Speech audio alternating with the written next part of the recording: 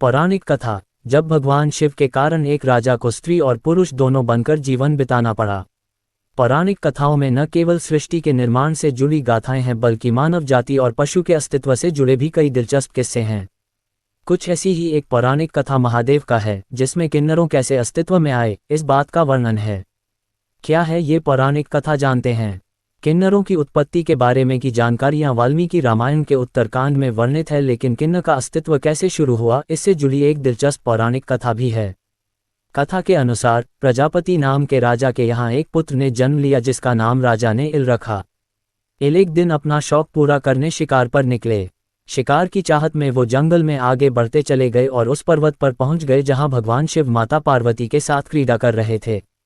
क्रीड़ा के दौरान भगवान शिव ने माता पार्वती को खुश करने के लिए खुद को स्त्री बना लिया था। जब भगवान शिव ने स्त्री रूप धारण किया तो उस समय जंगल में मौजूद सभी प्राणी और पेड़ पौधे भी स्त्री बन गए। राजा इल भी उसी जंगल में मौजूद थे तो वह भी अचानक स्त्री रूप में परिवर्तित हो गए और उनके साथ आए सारे सैनिक भी।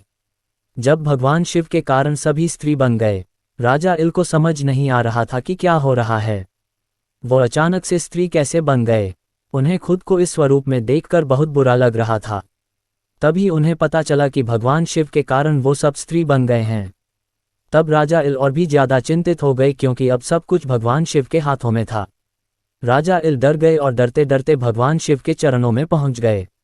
उन्होंने भगवान शिव से उन्हें पुरुष में परिवर्तित करने की बहुत प्रार्थना की, लेकिन भगवान शिव ने राजा इल से कहा कि तुम पुरुषत्व को छोड़कर कोई और वरदान मांग लो, मैं दे दूंगा, लेकिन तुम्हारी यह इच्छा मैं पूरी नहीं कर पाऊंगा।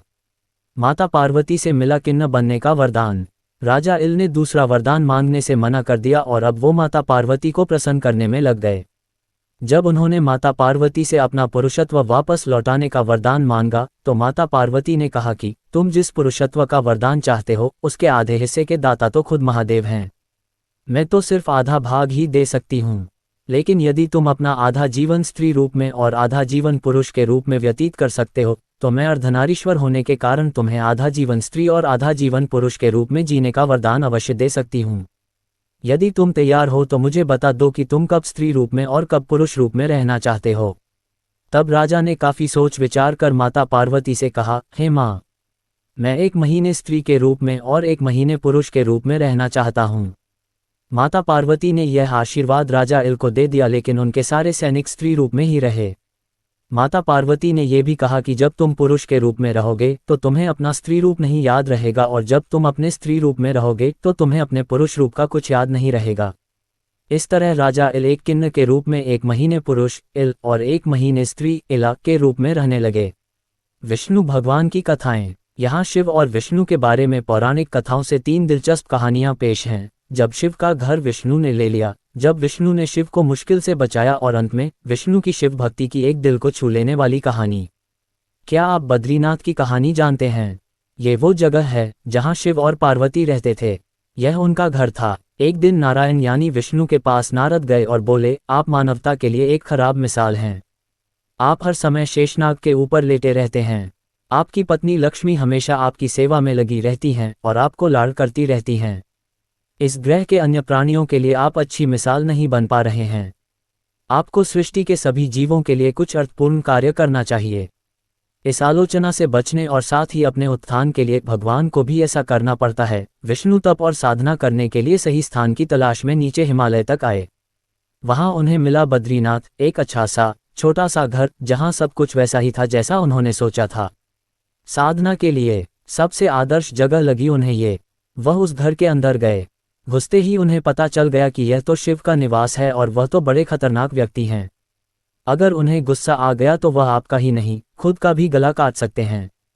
ऐसे में नारायण ने खुद को एक छोटे से बच्चे के रूप में बदल लिया और घर के सामने बैठ गए। उस वक्त शिव और पार्वती बाहर कहीं टहलने गए थे। जब वे घर वापस लौटे तो उन्होंने देखा कि एक छोटा सा बच्चा जोर जोर से रो रहा है। पार्वती को दया आ गई।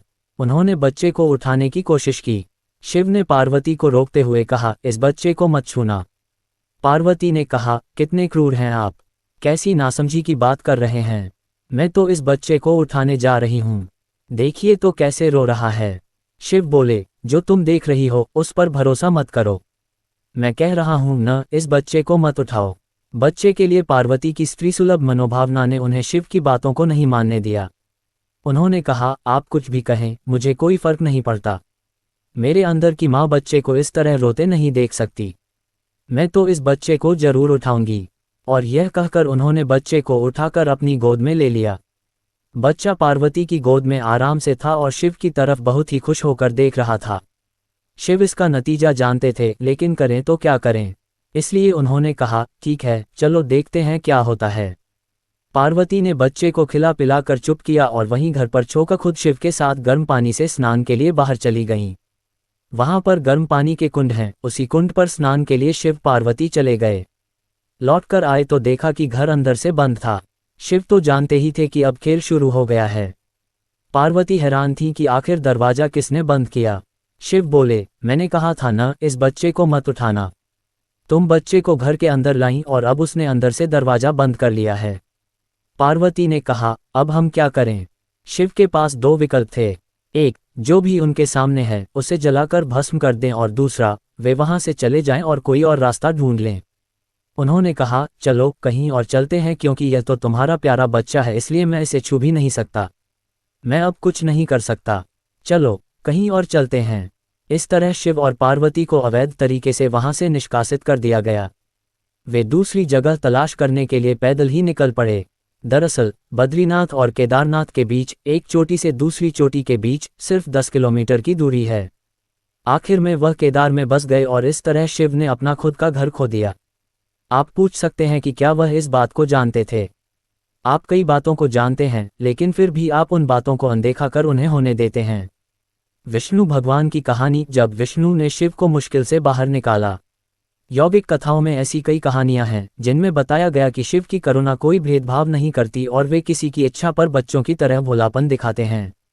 एक बार गजेंद्र नामक एक असुर था। गजेंद्र ने बहुत तप किया और शिव से यह वरदान पाया कि वह जब भी उन्हें पुकारेगा, शिव को आना होगा। त्रिलोकों के सदा शरारती ऋषि नारद ने देखा कि गजेंद्र हर छोटी छोटी बात के लिए शिव को पुकार लेता था, तो उन्होंने गजेंद्र के साथ एक चाल चली। उन्होंने गजेंद्र से कहा, तुम शिव को बार बार क्यों बुलाते हो? वह तुम्हारी हर पुकार पर आ जाते हैं।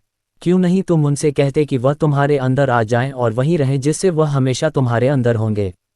गजेंद्र को ये बात अच्छी लगी और फिर उसने शिव की पूजा की।